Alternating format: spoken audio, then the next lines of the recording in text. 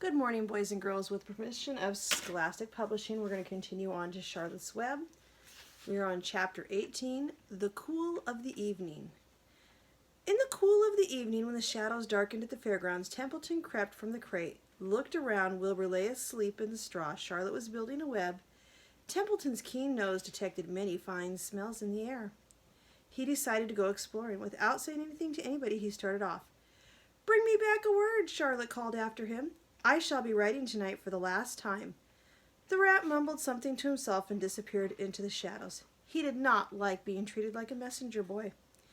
After the heat of the day, the evening came as well, come to relief it all. The Ferris wheel was lighted now. It went round and round in the sky, and seemed twice as high as the day.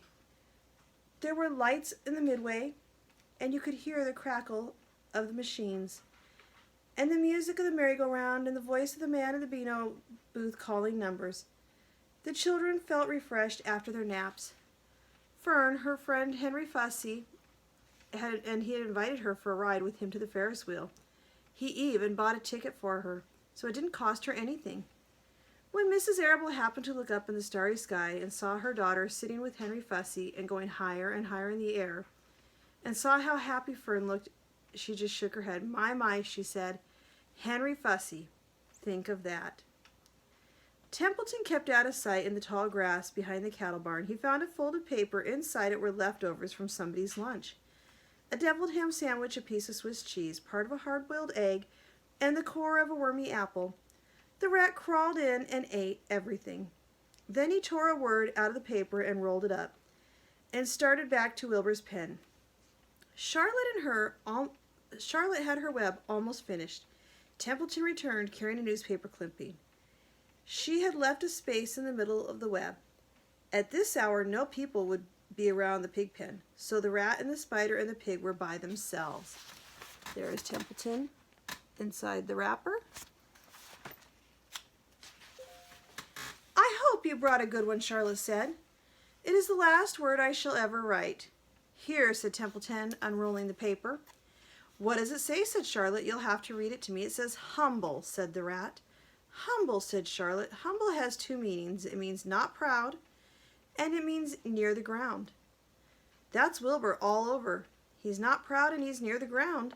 "Well, I hope you're satisfied," sneered the rat. "I'm not going to spend all my time fetching and carrying.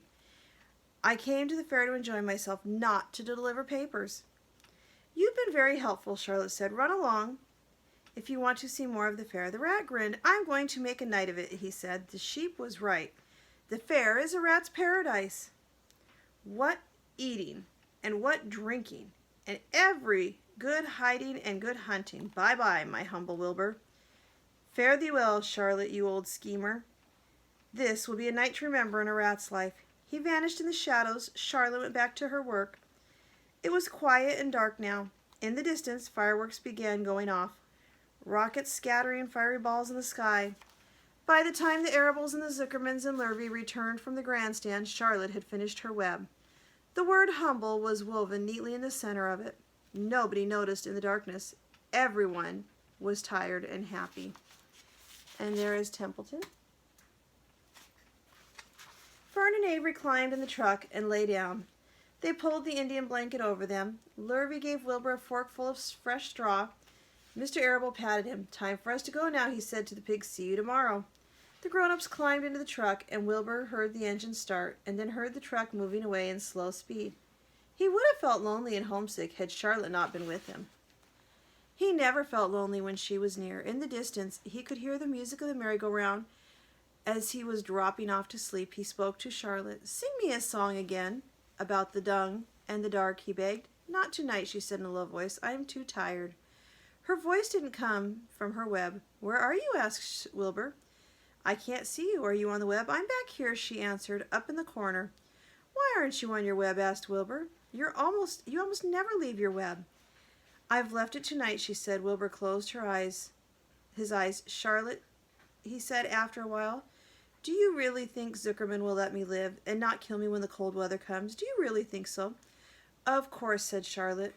"You are a famous pig, and you are a good pig. Tomorrow you will probably win a prize. The whole world will hear about you. Zuckerman will be proud and happy to own such a pig, and have nothing left to fear, Wilbur. Nothing to worry about. Maybe you'll live forever, who knows? And now go to sleep." For a while there was no sound. Then Wilbur's voice, "What are you doing up there, Charlotte?" "Oh, I'm making something," she said, "making something as usual." "Is it something for me?" asked Wilbur. "No," said Charlotte, "it's something for me for a change." "Please tell me what it is," begged Wilbur. "I'll tell you in the morning," she said. When the first light came into the sky, the sparrows stir, the cows rattle their chains, and the rooster crows, and the star faded when nearly early cars whisper along the highway. "You look up and I'll show you something. I'll show you my masterpiece." Before she finished the sentence, Wilbur fell asleep. She could tell by the sound of his breathing that he was sleeping peacefully, deep in the straw. Miles away, the Arables' house, the men sat around the kitchen table eating a dish of canned peaches and talking over the events of the day. Upstairs, Avery was already in bed and asleep. Mrs. Arable was tucking Fern in bed. "Did you have a good day at the fair?" she asked, as she kissed her daughter good night. Fern nodded. "I had the best time I've ever had, anywhere and any time in my whole life." "Well," said Mrs. Arable, "isn't that nice?" And tomorrow we will read chapter 19, The Egg Sack. Have a great day, everybody. I will see you tomorrow.